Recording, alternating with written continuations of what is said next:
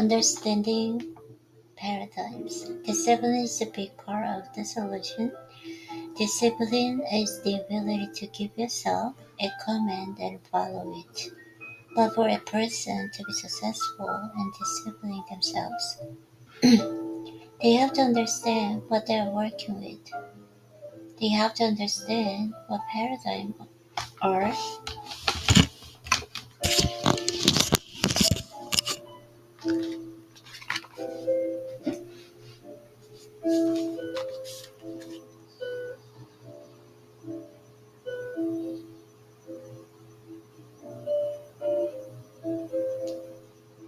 Hmm, and what they are doing. If they don't, they're in trouble because they're fighting an unseen enemy. Understanding is the opposite of doubt and worry. Understanding how paradigms controls changes the game completely. They're going to start controlling their body because they see the body as instrument of the mind. On, on the conscious level, ignorance is the cause of doubt and worry. When you internalize these things, you set up a vibration called fear. When the fear is expressed, and it must be expressed because it was impressed by the mind, it expresses itself in the body as anxiety. That's what anxiety is. The expression of the fear caused by doubt and the worry. And the doubt and worry were caused by ignorance. On the other hand, is understanding. How do you get understanding? There's only one way, through study. You must study. Understanding leads to faith. Faith, which is the opposite of fear. Faith expresses itself in well-being rather than anxiety. Well-being is expressed as exhilaration. Now in between doubt and worry on one hand and understanding on the other is. It just is. Nothing is bad or good, right or wrong, except our thinking makes it so. Everything just is. Our thinking determines whether it's good or bad. I think people should study. It's vitally important to study. But if you don't have a purpose and you don't have goals, you want to study. You get out of school and we think we finished. Unfortunately, school really never taught us how to study or what to study. You never finish studying this material. You'll never know yourself as well as you want to. You're always going to be changing the paradigm. Your results are always under construction. If I'm feeling really comfortable, I know there's no growth being experienced. I'm stuck. The difference is understanding what's happening versus not understanding. When you try to change your paradigm, you don't know what you are doing. The odds are pretty good that you're going to lose. The paradigm is going to win every time. When you do understand, you never stop changing the paradigm. The potential is perfection. I know a couple of people who think they're perfect. They're pretty dull to be around, but no one is. Yet the potential is perfection.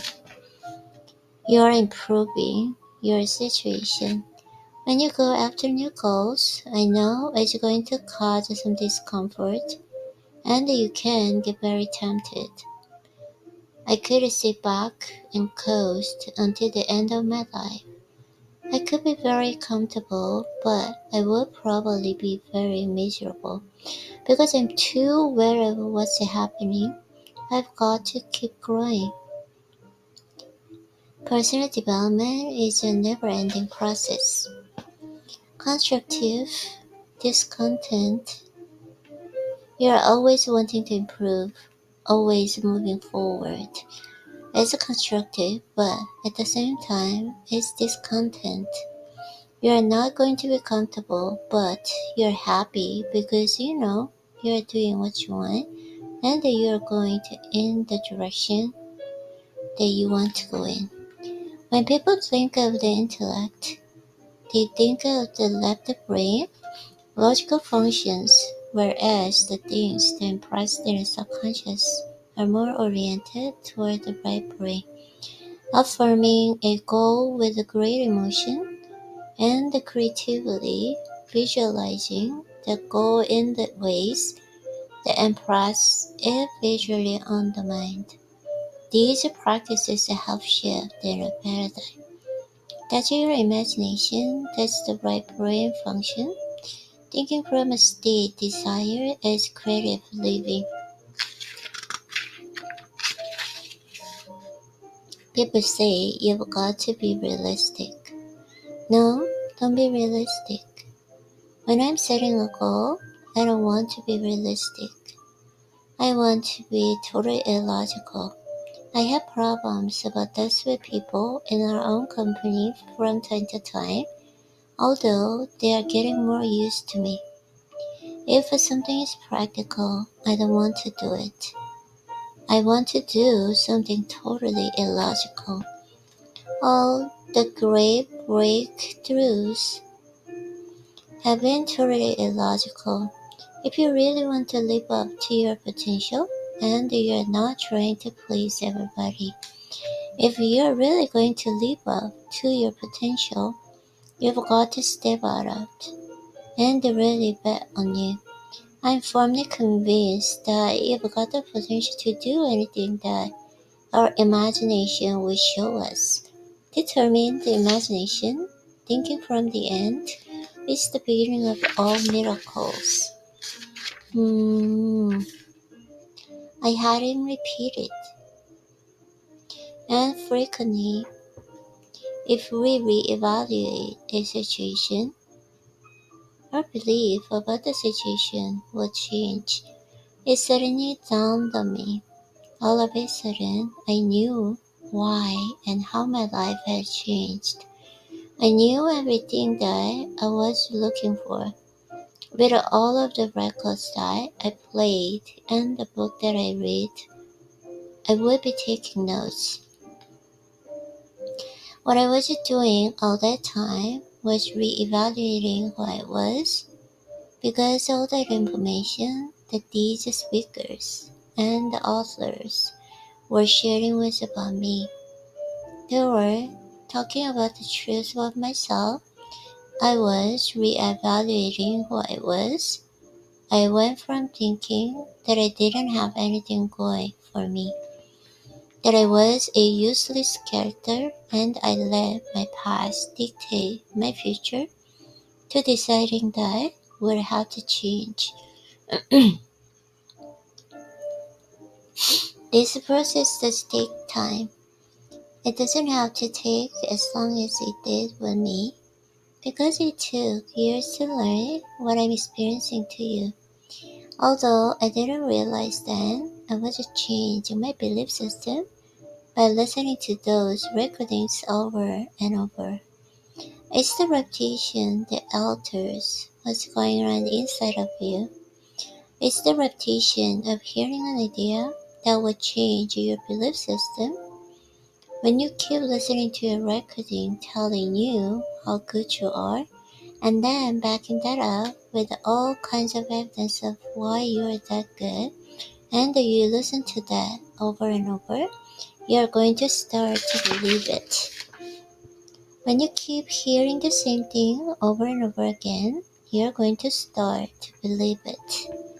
People can lose confidence when they don't see the results that they want right away. What should people do when their new version of themselves isn't reflected in the results in near term? Where is the problem? The belief is just in your intellect. It needs to be integrated into the subjective mind until it's properly planted in the subconscious. It's not going to manifest the results. It's a matter of a practice. which is the integration of belief with the behavior. When you say, I believe I can do something, and you're not doing it, it's because that belief has not been properly planted in the subconscious mind. Through repetition and the proper visualization, it will be planted in the subconscious. Then it starts manifesting its results. He said that if you stay with something, you'll be on the plateau for a while, but you stay with the practice day in, day out. One day you will suddenly hit a jump and find yourself at a new level, but you don't know when that jump going to come. That's when you're taking a quantum leap. This process probably takes a different length of time with every person. I think it depends on repetition. How often you study it, how deeply you study it. Repetition is the key. Absence of evidence is not evidence of absence. Then he added, think of an iceberg where you see only the tip of what's really there. But just as real and out of sight are visible sources, ready to make a profound difference in what you can achieve. My way is working, and yours is not. Why don't you try my way? He was happy, healthy, and wealthy. I was unhappy, sick, and broke. He said, do exactly what I tell you until you find that I'm lying to you, or I don't know what I'm talking about. Unfortunately, we are distracted all the time. You see, hear, smell, taste, and touch. But those five senses merely connect to you with the outside material world. There is always activity going on out there, and it's always begging for your conscious attention. With the proper use of the will, you shut down those five senses and bring your mind into perfect harmony with the idea that you are focused on. That's what the great golfers do.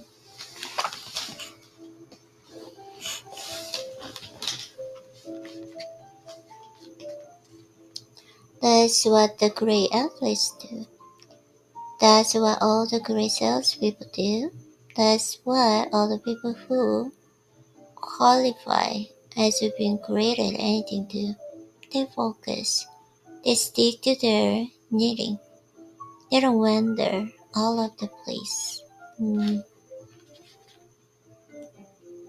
I think better is such a beautiful word. Hmm. When you're reacting, everything outside of you is a control of you. You are not in control of yourself at all. In order to be able to respond instead of reacting, first of all, you have to become aware that you are reacting. You can react so fast. That's that. There's that. Expression, she really knows how to press your buttons. For people respond, they must think. And they've got to keep worrying about what other people think. If somebody says something offensive to you, you could react to that. They get angry, you get angry back. You yell at me, I'll yell at you. Nobody's going to win doing that. When I do, I become aware that I'm doing it and I stop it. You can't win when you're reacting.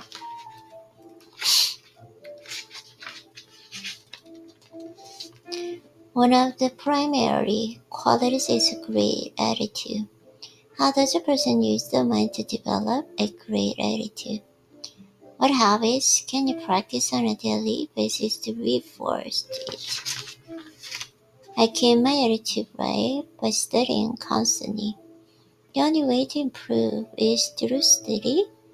There is no other way. You're trying to gain a greater understanding of who you are and your relationship with everything in the universe. The first is decision. The second is understanding visualization. And third is discipline. That's how I keep my attitude right and to keep the things moving in the right direction for myself and the company. We don't become what we think, but we do become what we feel. Because thinking is the conscious mind, feeling is the subconscious. That's the universal side of our personality. It involves a visualization. You have to see it fulfilled.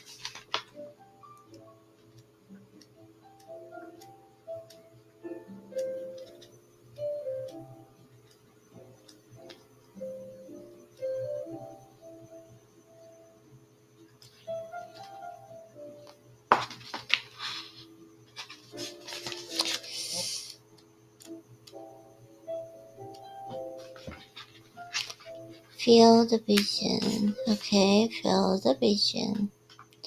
The next point is to hold the vision and feel it naturally.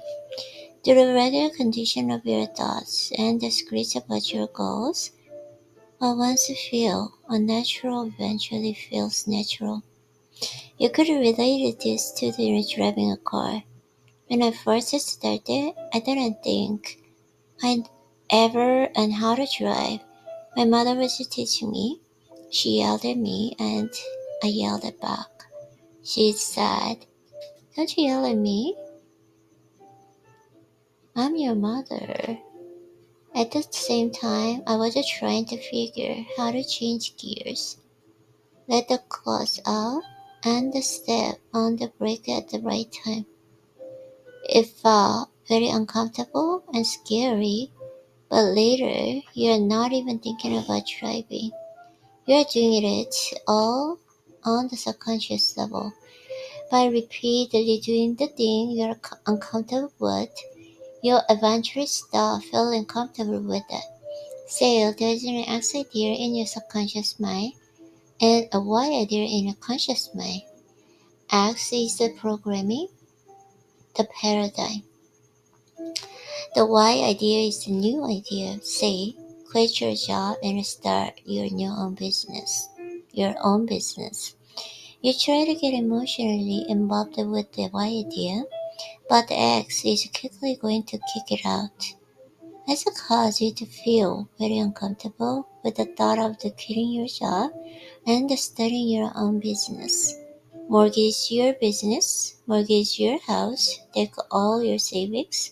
A scary idea.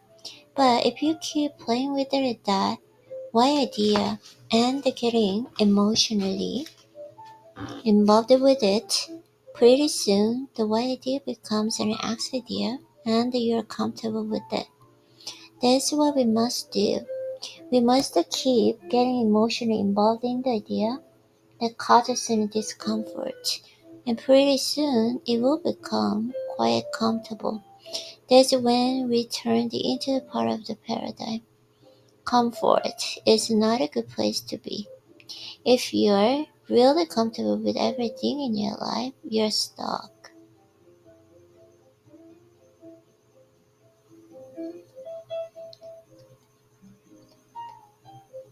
You're going to sideways, you're not growing at all. You've got to doing something that causes an respectful amount of discomfort and keep doing it until you're comfortable with it. When you are, then set another target that causes discomfort. That discomfort indicates that you're going where you've never been. Set a new standard. You also need to set a new standard. This is part of the self-esteem concept. I always accept and emulate people that I really admire. I want to understand this material as well as L. Nightingale understood it. I want to understand it as soon as Thomas Ford understood it, as well as Neville understood it. I pick people who are giants in this industry and I attempt to emulate them. I don't want to copy these people.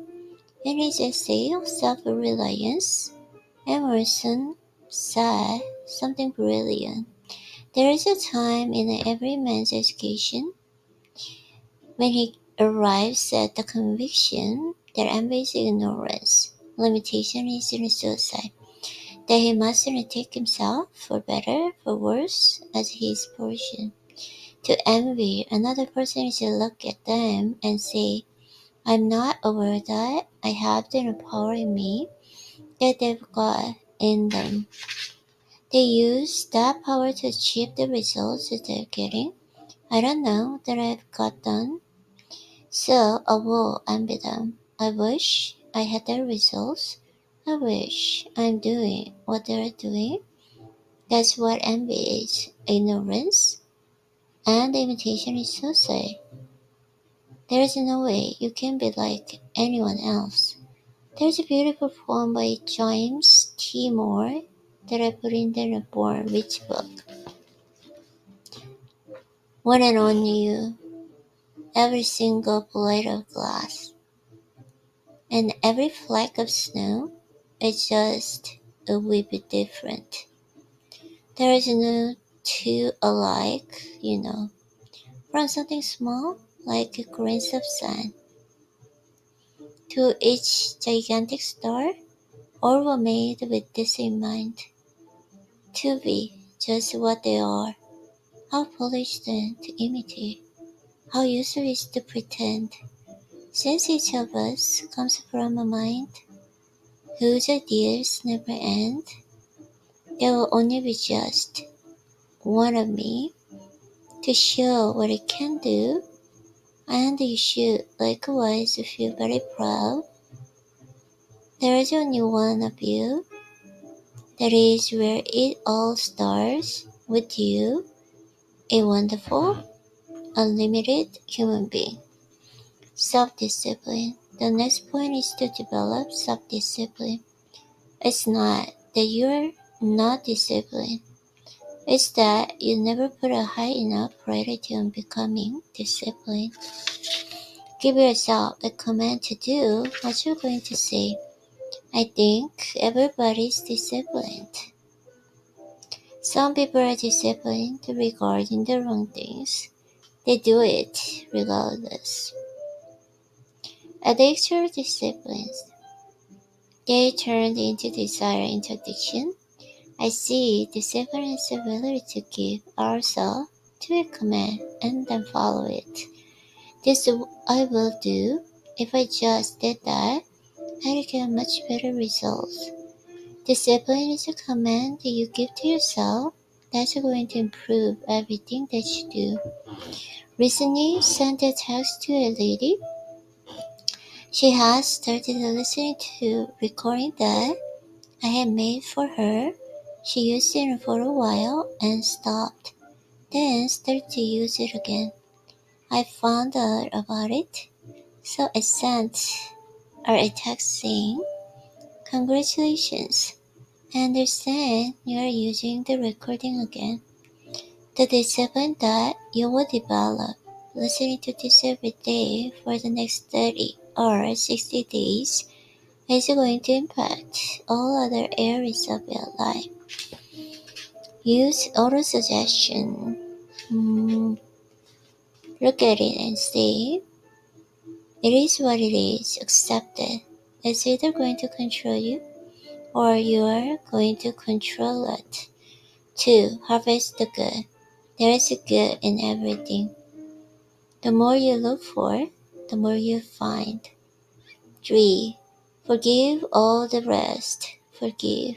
Let it go. Completely abandon it. Eliminate procrastination. Okay, gratitude freedom. Put yourself on a frequency of love. When you put yourself onto the frequency of love, Love is all you can attract. You can only attract that which resonates with you. It's all induction resonance. You're dealing with electronics. Your body is an electronic instrument. It's a mass of molecules and a very high speed of vibration. Doing this practice puts you onto an incredible vibration, and you start to attract good things into your life. Things that happen that you never knew would happen. Your position is going to shift, and you won't have bad feelings about it anymore. You stop reacting and you start asking for guidance. You be amused how fast, how beautiful it is when it comes, and it will come all the time. You may stop to do this any time during the day. If you're a little troubled, just stop, be quiet, and ask for the guidance. It will always come, ask, and you will receive. In addition, you can keep a gratitude journal. A great a gratitude journal is invaluable. I think the morning is a great time to set up an attitude of gratitude.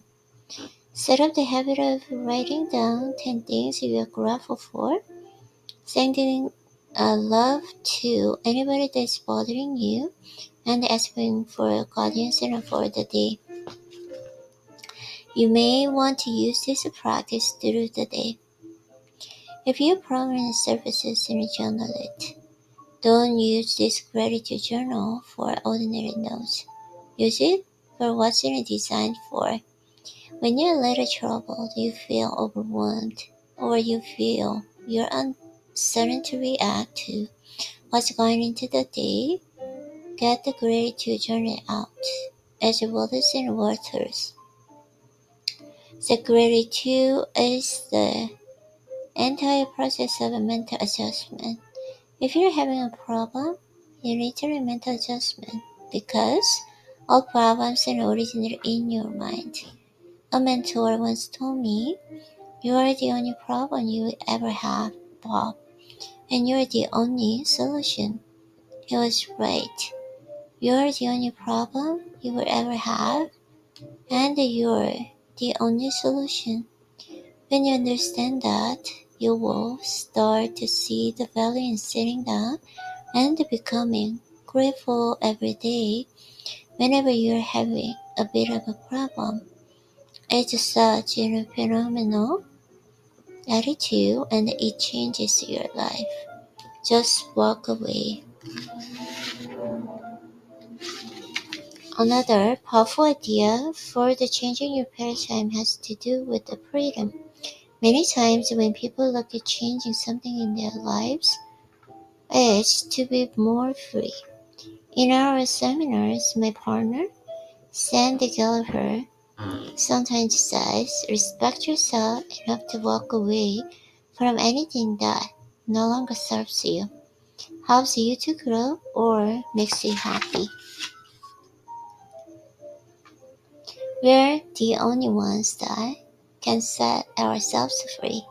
As Bill Gould said, if I want to be free, I've got to be me, not the me I think you think I should be.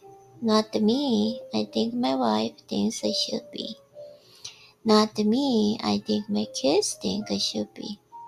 I want to be free. I've got to be me. I've got to know who me is.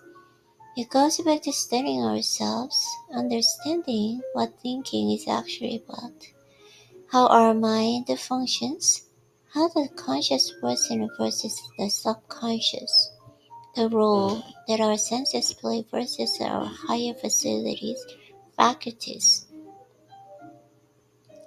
When we really start to understand all this, I think we enjoy a greater degree of freedom.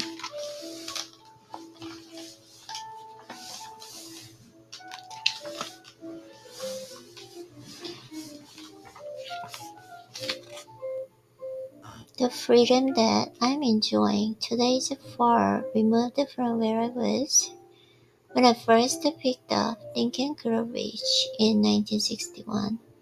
I was 26. I never read a book in my life, and I looked at this book and thought it was so thick. Now I'm got marvelous libraries in my house and the studio. I love books. I come to love to read, and I think the more you read, the freer you will become. Freedom comes from understanding ourselves and our relationship with our God. The lack of understanding creates a prison for oneself. Some people live in prisons of their own making. In his play, The Secret of Freedom, Archibald Marcellus has your character stand up and say, the only thing about a man that is man in his mind. Everything else you will find in the pig or horse. The more we study, the freer we become. The more aware we become, the freer we become. Financial freedom. I think everybody should have a goal of being financially free. You'll be amused how much free time you have when you never have to think about money. If you have to think about how you're going to pay the mortgage, you're not free. You're in a prison of your own making because anyone can create a financial freedom in a relationship in a relatively short period of time. To do that, they have to create a new paradigm. They should go to somebody who knows how to create financial freedom and not exactly do what the person tells them. I formed that habit a long time ago and it works very well. That is the only way that you will ever experience freedom. Here's a quote that Sandy and I use in our seminars. Peel off the mask of illusion, unshackle the chains of expectation, release the ingrained the parents learned, give up the stories of the past, let go of the fear. It's never too late to be who we really are. When they are first exposed to these ideas, people might hear a little voice that says, but Bob, I have others that depend on me, my spouse, my kids, my employees, and they expect the things from me. How can I simply unshackle those chains? How can I release the ingrained patterns that were impressing upon me for 20 years? I had an abusive upbringing. For years, my teachers didn't tell me that I wasn't smart and I would never amount to anything. How can I release that? All that? How can I release all that? I don't think this process takes place overnight. It's more of a long-term objective that all people could work toward. I feel I've done what the quote above says. Although it's not easy, that's what changing a paradigm is all about. We've got so many false beliefs that we allow to chain us down. In a great book, My Mystic Past and Cosmic Power, or Nolan Howard said, you can escape from a prison if you don't know you're in one. Most people are in a prison for their own making, but they don't know they are. If a person analyzes this code, they will realize there's a certain amount in their life that's false and it doesn't hold any semblance of truth. We've got to get away from that. Many people feel responsible for others, but actually, we are not responsible for anyone else. We are responsible for our children until they reach a certain age. Then we are responsible to them, but not for them.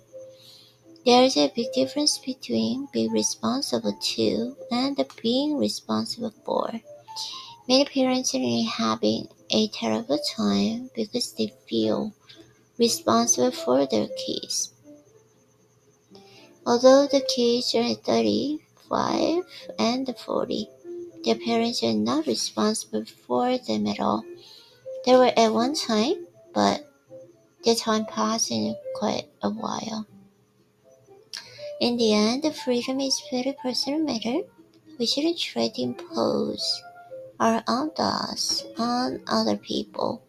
In L. Nightingale's Parent program, he says, I'm not going to try and tell you how to live your life.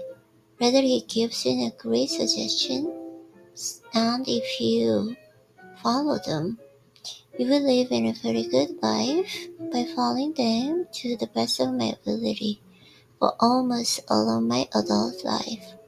I enjoy a degree of freedom today that I didn't think was possible when I started studying, and it keeps getting better.